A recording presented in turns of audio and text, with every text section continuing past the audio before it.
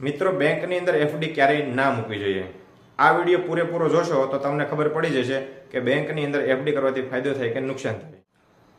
માની લો કે અત્યારે 2026માં તમારા જોડે 1 કરોડ રૂપિયા છે, નહીં હોય પણ માની લો કે તમારા જોડે 1 કરોડ રૂપિયા છે, તો નેક્સ્ટ 50 વર્ષની અંદર એની વેલ્યુ કેટલી હશે એ આ વિડીયોમાં હું તમને જણાવીશ।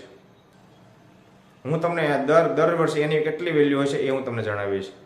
માની લો કે તમારા જોડે 1 કરોડ રૂપિયા 2026માં છે અને દર વર્ષે 6% મોંઘવારી વધે છે, તો 2036માં એની વેલ્યુ હશે 56 લાખ રૂપિયા, 2046માં એની વેલ્યુ હશે 31 લાખ રૂપિયા, 2056માં એની વેલ્યુ હશે 17 લાખ રૂપિયા અને 2066માં એની વેલ્યુ હશે 10 લાખ રૂપિયા અને 2076 એટલે કે 50 વર્ષ પછી એની વેલ્યુ હશે 5.5 લાખ રૂપિયા।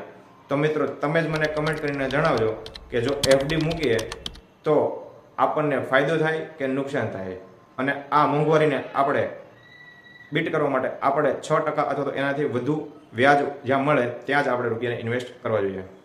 આ વિડીયોને એવા મિત્રો સુધી શેર કરજો જે માત્ર એફડી જ કરે છે અને બીજી ક્યાંય જગ્યાએ ઇન્વેસ્ટમેન્ટ નથી કરતા।